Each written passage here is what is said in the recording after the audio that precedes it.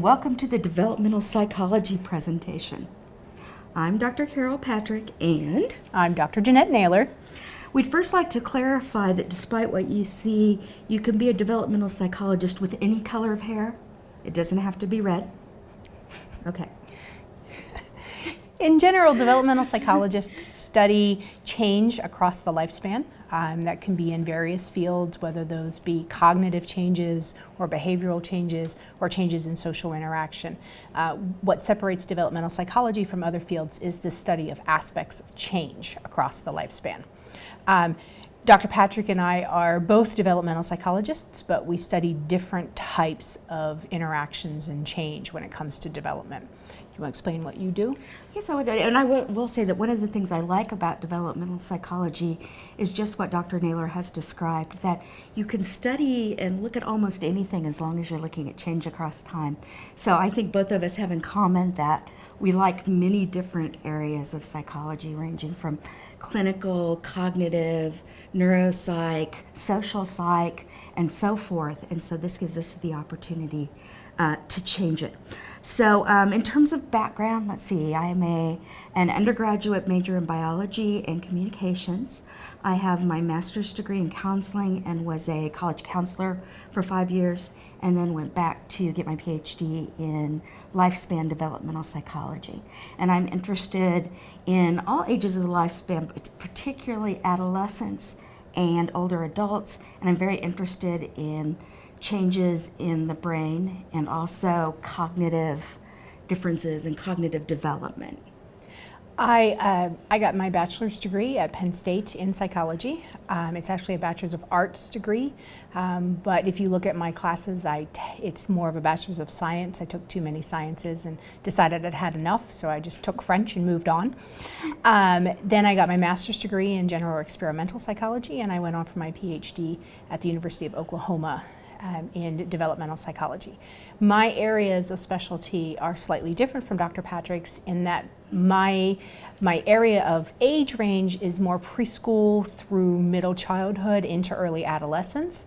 And I particularly study matters of social interaction, things like aggression and conflict and friendships and parenting styles. So we're slightly different in our approaches, but we share some common things. So I think we complement each other very well in the department. And yet at the same time, I think we have a lot of the same knowledge base as well. So we kind of have a common education, but perhaps slightly different interests. I will mention, just to differentiate a little bit, when people think of developmental psychologists, they think of child psychologists often.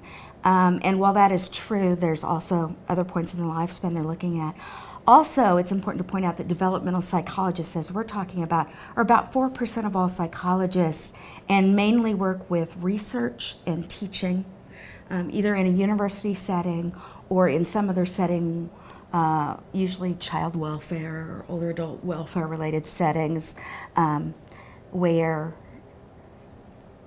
research is needed.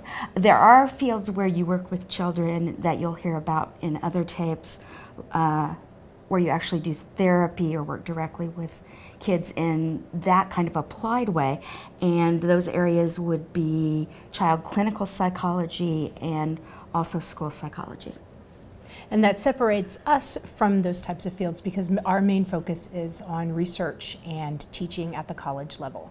So we've worked on quite a few projects together.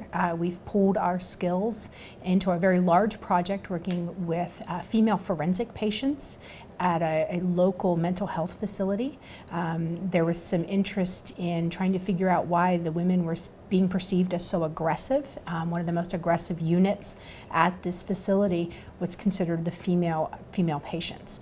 So we combined our skills with my area of aggression and Dr. Patrick's areas in psychopathology and some other counseling and brain changes, neurological types of things, into a larger research project looking at causes or reasons for aggression in these women at Larned.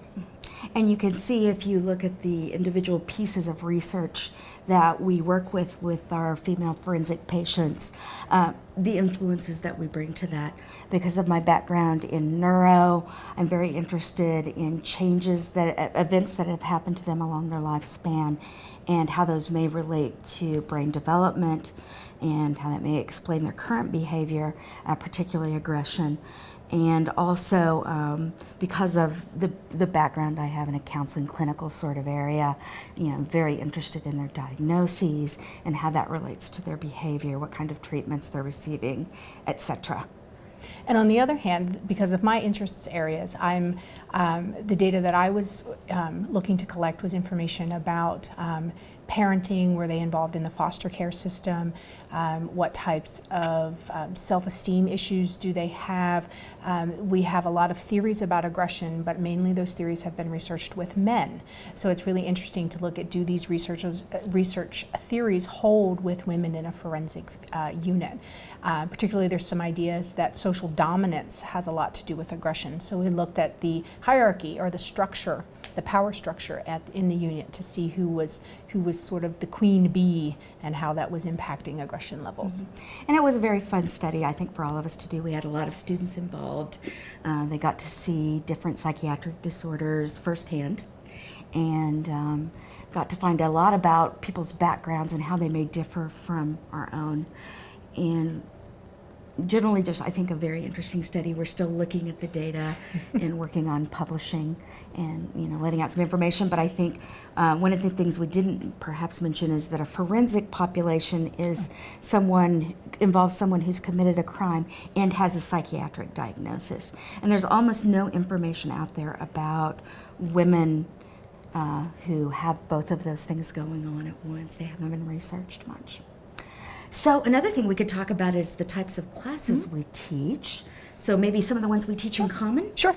Okay. We both teach child development, but I hear from students that we teach it rather differently. Probably so. Given my interest in social and emotional types of development, I spend about half the semester on those topics. And I might spend a little bit more on cognitive and neuro, although I like the social and emotional too. So, yes, I do hear from students. It is slightly different depending on who you take it from, but that's from our different types of training. Right. We all still cover it all. Oh, yeah, we all. Yeah. Other little secret about developmental psychologists is most of us are probably very good at statistics. Shh, don't tell. We tend to do, because of the research that we're looking at, because we study change, we tend to look at things across time, and those can require more advanced types of statistics. Also looking at parceling out what is due to our genetics, what is due to our environment, can have some problems when it comes to statistics as well. So most of us are fairly good at statistics. Having said that, I teach a lot of stats courses in the department. I teach undergrad stats as well as graduate statistics. Also, I teach social psychology because of my interest in social interactions. I do teach social psychology every once in a while. Also, given that developmentalists do place an emphasis on our genetics and our sort of biological predispositions, I also teach evolutionary psych in the department, sort of a different take on certain things. And she teaches a lot of other classes that I don't, so it's kind of fun. Yeah, it is. We do, of course, have in common child psychology, and we do have in common that interest in statistics and experimental methods.